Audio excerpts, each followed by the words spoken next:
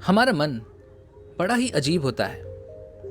वो चाहता है कि हमारे जीवन में अगर सुख नहीं आ रहा तो दुख भी ना आए, लेकिन ये हमेशा भयभीत रहता है आने वाली समस्याओं को लेकर, जो घटित हो या ना हो, लेकिन ये उनको लेकर बड़ा ही चिंतित रहता है। जैसे कि अगर घर का कोई सदस्य किसी काम पर गया हो और उसे आने में थोड़ी सी देरी हो जाए तो हमारा मन इतना भयभीत हो जाता है कि इसके अंदर अनेकों विचार उत्पन्न होने लगते हैं और अधिकांशतः ये नकारात्मक ही होते हैं। जैसे कि कहीं उसे कुछ हो तो नहीं गया, वो कहाँ होगा, क्या कर रहा होगा, क्या उसे मदद की जरूरत है। यहां तक कि हमारा मन अपने ख्यालों में उस सदस्य को लेकर इतना ज्यादा चिंतित हो जाता है, इतना भयभीत हो जाता है कि मन में मृत्यु तक के ख्याल भी आ जाते हैं। और जब इस प्रकार कोई भी घटना घटित होती है तो हमारा मन सबसे पहले ईश्वर से दुआ करने लगता है कि सब कुछ ठीक हो, कुछ भी गलत ना हुआ हो। हमारे मन को हमेशा एक अनहोनी होने का डर सा लगा रहता है और हम इससे बचने के लिए न जाने क्या क्या किया करते हैं। जैसे कोई पूजा पाठ करता है तो कोई तंत्र मंत्र का सहारा भी लेता है। यहां तक कि हमारा जीवन कुछ इस प्रकार हो चुका है कि किसी को देखकर हम ये भी कहते हैं कि आज का हमारा दिन बहुत अच्छा जाएगा, और किसी को देखकर हम ये भी कहते हैं कि आज ये सामने आ चुका है तो हमारा पूरा दिन खराब ही जाएगा। लेकिन हम ये भूल जाते हैं कि हम जिस पर विश्वास करते हैं वही हमारे लिए सत्य हो जाता है। आपका अपना विश्वास ही झूठ को सत्य दिखाता है, और इसे ही कहा जाता है आंखों पर पट्टी बांधना। क्योंकि हमें सच के बारे में नहीं जानना, हमें यह भी नहीं पता करना कि क्या सच है और क्या गलत। हमें तो बस उस पर विश्वास करना है जो लोग कह रहे हैं, जो हमारा मन कह रहा है। लेकिन हमें सच के बारे में जानना बिल्कुल भी जरूरी नहीं लगता। तो दोस्तों, आज की इस कहानी के माध्यम से हम यही जानने वाले हैं कि क्या कभी कोई चीज अनहोनी या फिर भाग्यशाली होती है। ये कहानी बहुत पहले की है। किसी नगरी में एक गांव था, और पहले के गांव बहुत ही छोटे हुआ करते थे। उस गांव में अकाल पड़ा था, सूखा पड़ा था। देखते देखते कई साल बीत गए। बादल आते और चले जाते, लेकिन उस गांव में वर्षा नहीं होती। उस गांव के सभी लोग यह सब देखकर बड़े ही चिंतित हो गए थे, बड़े परेशान हो गए थे। उन्होंने कई सारे उपाय किए, पूजा पाठ करवाई, यहां तक कि तंत्र मंत्र का सहारा भी लिया, लेकिन उस गांव में वर्षा नहीं हुई। गांव वालों को यह लगने लगा कि शायद हमारे गांव पर कोई श्राप है, जिस कारण यहां पर वर्षा नहीं होती। सभी ने इस बात पर पूरी तरह से यकीन कर लिया था और सभी ने हार मान ली थी। ठीक उसी समय उस गांव के एक घर में एक छोटी सी बच्ची का जन्म हुआ, और जब उसके पिता ने उस बच्ची को अपने हाथों में लिया और उसे लेकर घर के बाहर निकलकर गांव वालों को जोर जोर से चिल्लाकर ये बताया कि मेरे घर बेटी का जन्म हुआ है। तभी अचानक वहां पर बादल मंडराने लगे और जोरों की वर्षा होनी शुरू हो गई।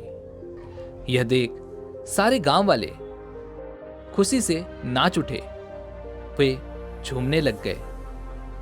सभी गांव वालों ने मिलकर उस लड़की का नाम भाग्यशाली रख दिया और सभी लोग उस लड़की को गांव की देवी मानने लग गए। गांव का कोई भी शुभ काम हो वो उस लड़की के हाथों से ही प्रारंभ किया जाता था। इसी प्रकार धीरे धीरे समय बीतता गया और धीरे धीरे वह लड़की अब बड़ी होने लगी। वह लड़की अब 18 साल की हो चुकी थी और फिर से एक बार उस गांव में अकाल पड़ गया। गांव वालों ने पंचायत बैठाई और उस पंचायत में यह फैसला हुआ कि हम फिर से भाग्यशाली के पास जाते हैं और उससे विनती करते हैं कि वो एक बार फिर से गांव में वर्षा करवा दे। सभी गांव वाले मिलकर भाग्यशाली के पास जाते हैं। वो उससे विनती करते हैं कि वो कोशिश करे कि एक बार फिर से गांव में वर्षा हो। भाग्यशाली ने उन सभी की बात मान ली और उस लड़की ने अपनी तरफ से हर कोशिशें की, लेकिन अब की बार उस गांव में कोई वर्षा नहीं हुई।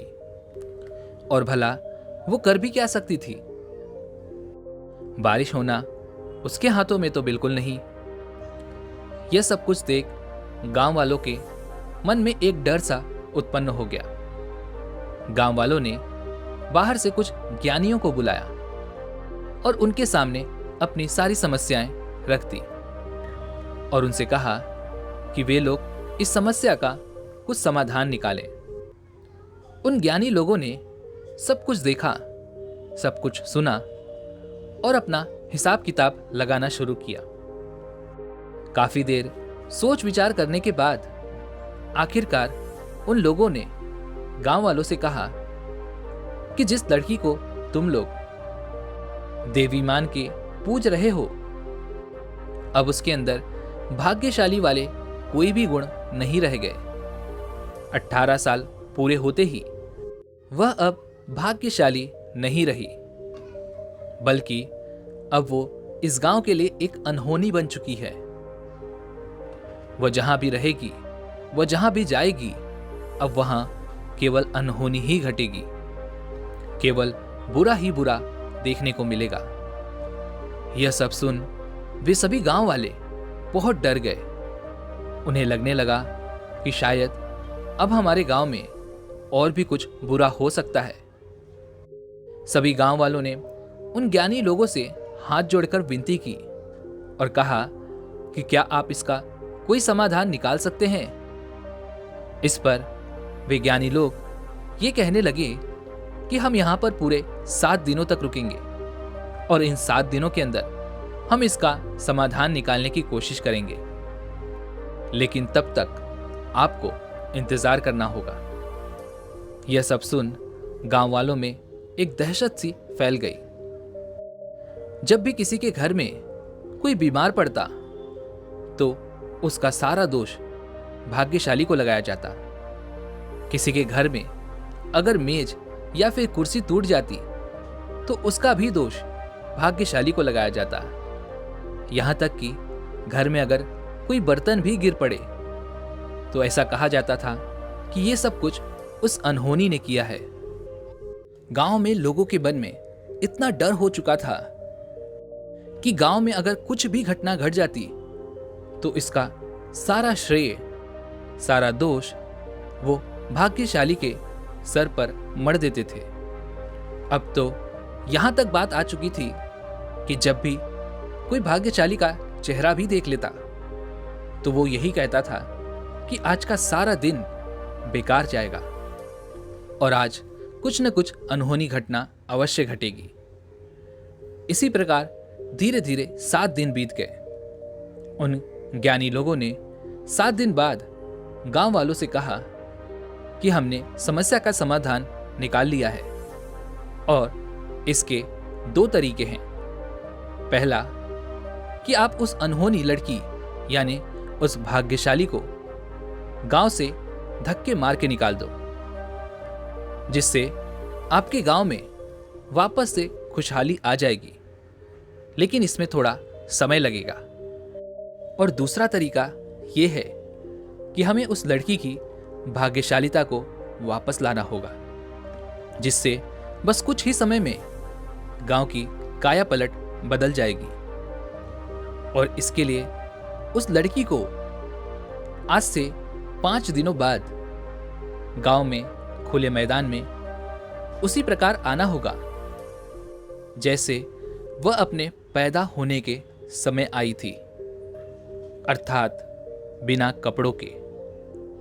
गांव वालों को अपनी समस्या जल्द से जल्द सुलझानी थी।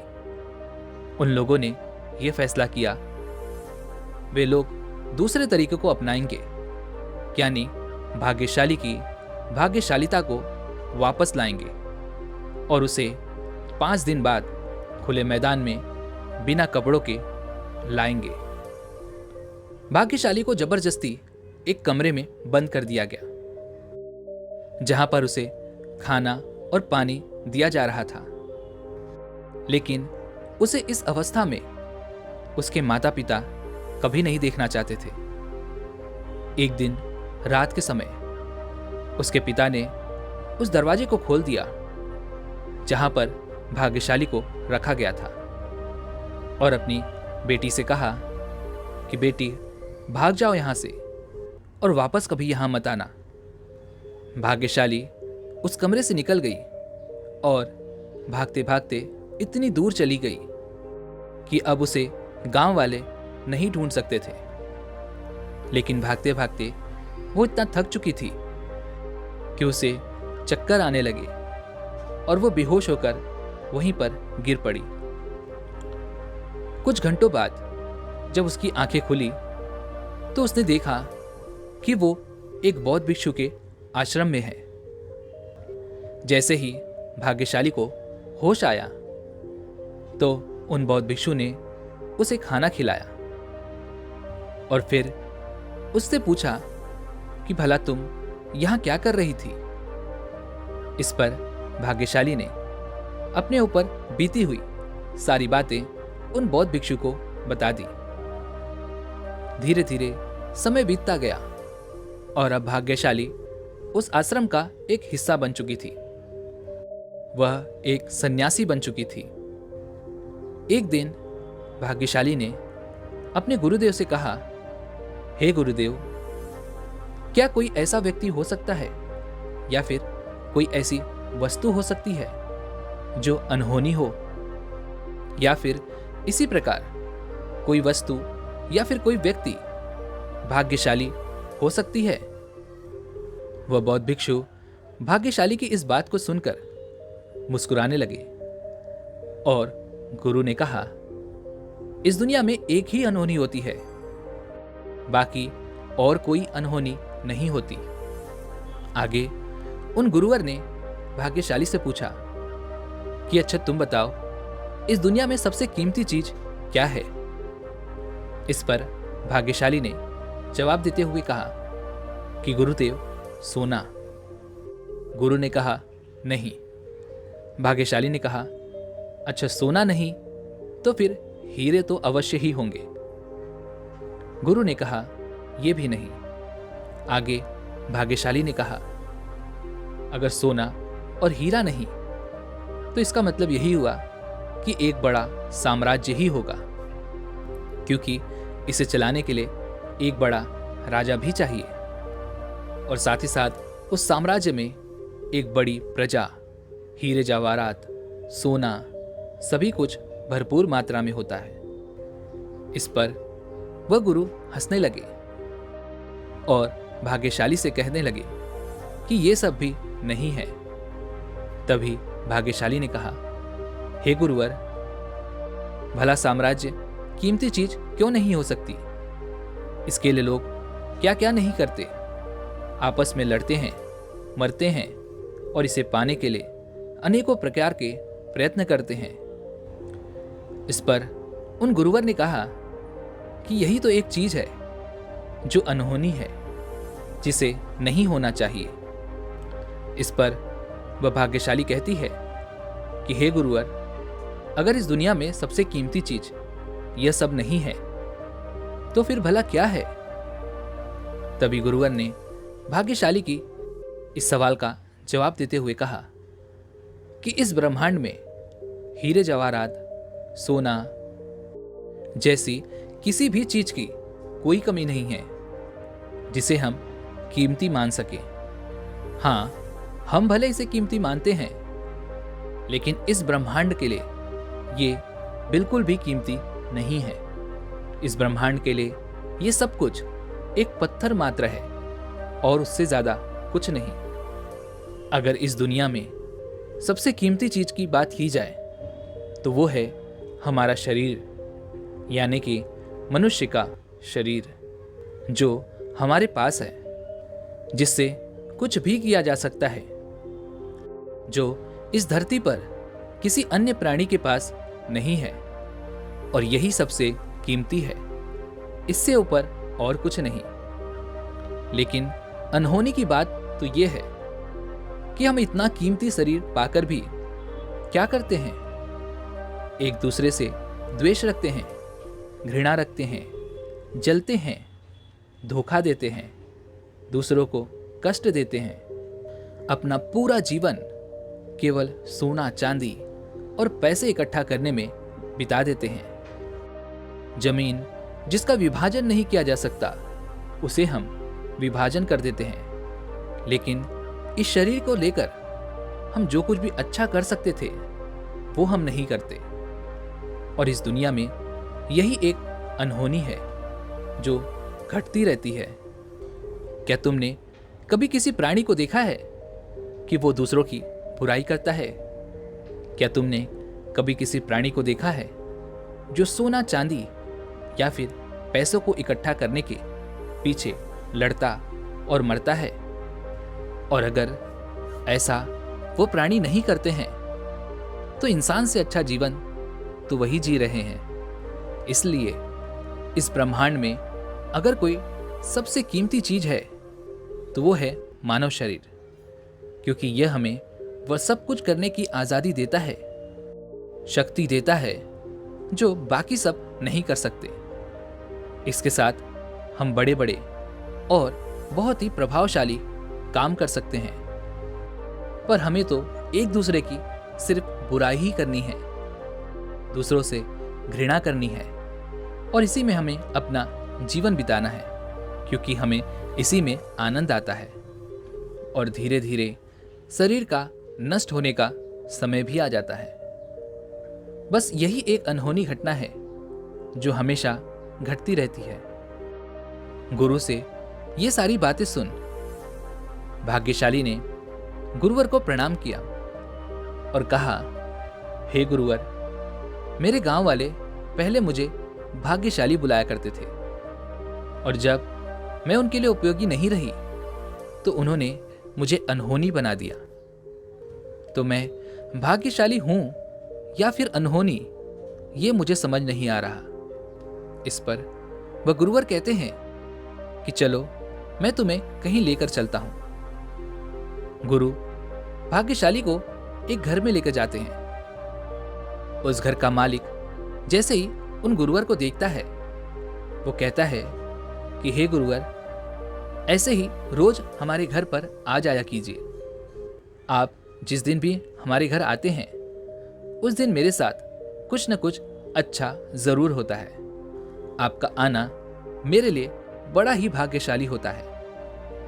उस व्यक्ति ने गुरु और उस लड़की को भोजन करवाया। उसके बाद गुरु उस लड़की के साथ एक दूसरे गांव गए। वहां पर वे एक घर में गए।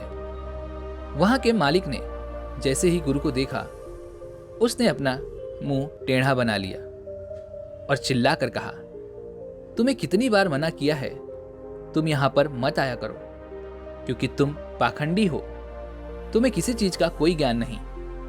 जब भी तुम मेरे घर आते हो तो मेरा कुछ न कुछ नुकसान अवश्य होता है। यहां से अभी के अभी वापस चले जाओ, तुम मेरे लिए एक अनहोनी हो। यह सब सुन वह गुरुवर मुस्कुरा रहे थे। तभी वह व्यक्ति कहता है कि भला यहां खड़े होकर क्या मुस्कुरा रहे हो, अभी के अभी यहां से चले जाओ। वह गुरुवर उस लड़की को अपने साथ लेकर वहां से चले जाते हैं और वापस वो उस पहले घर की ओर जाते हैं और उस मकान मालिक से पूछते हैं कि आज मैं तुम्हारे घर 2 बार आया हूं, तो क्या तुम्हारा कुछ लाभ हुआ है?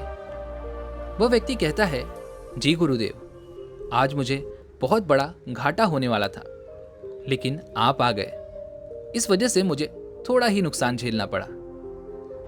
यह सुन वह गुरुवर और वह लड़की वापस से दूसरे गांव की तरफ बढ़े जहां पर वो दूसरी बार गए थे, और उस घर के मकान मालिक से गुरुवर ने पूछा, क्या मेरे आने से तुम्हें कोई हानि हुई थी? इस पर वह व्यक्ति चिल्लाने लगा और कहने लगा, क्या अभी तक मेरा नुकसान कराकर तुम्हारा पेट नहीं भरा जो दोबारा चले आए हो? क्या सुनना चाहते थे? आज मुझे एक बहुत ही बड़ा लाभ होने वाला था, लेकिन सुबह सुबह मैंने तुम्हें देख लिया और मुझे बहुत ही बड़ी हानि को झेलना पड़ा।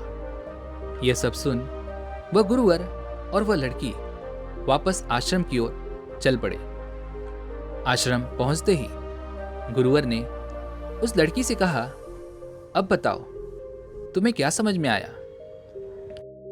इस पर भाग्यशाली कहती है कि हे गुरुवर, मुझे यह समझ में आ चुका है कि भाग्यशाली या फिर अनहोनी ये बाहर किसी चीज या फिर वस्तु में नहीं होता। ये तो बस हमारी सोच होती है, हमारे मन में होती है। जिसे चाहे भाग्यशाली मान लो और जिसे चाहे अनहोनी बना दो। दोस्तों, इस कहानी से हमें यही सीख मिलती है कि अच्छा और बुरा कुछ नहीं होता। अच्छा और बुरा हमारी सोच होती है। अगर आप अच्छा सोचेंगे तो आपके साथ हमेशा अच्छा ही होगा, और अगर आप बुरा सोचते हैं तो आपके साथ हमेशा बुरा ही होगा। इसलिए अपनी सोच को सकारात्मक रखें, अपने आप को सकारात्मक बनाने की कोशिश करें। और दोस्तों, इसके लिए थोड़ा समय ज़रूर लगता है, लेकिन धीरे धीरे जब आप सकारात्मक नज़रिए को अपना लेते हैं तो आपको हर जगह सिर्फ अच्छा ही नज़र आता है और आपके साथ हर समय सिर्फ अच्छा ही होता है। उम्मीद है आपको आज की वीडियो ज़रूर पसंद आएगी, तो वीडियो को लाइक और अपने दोस्तों के साथ शेयर ज़रूर कीजिएगा, और हमें ऐसे ही सपोर्ट करने के लिए चैनल को सब्सक्राइब और घंटी बटन को भी ज़रूर दबा दीजिएगा। चलिए मिलते हैं ऐसी एक और वीडियो में, तब तक के लिए अपना ख्याल रखें। धन्यवाद।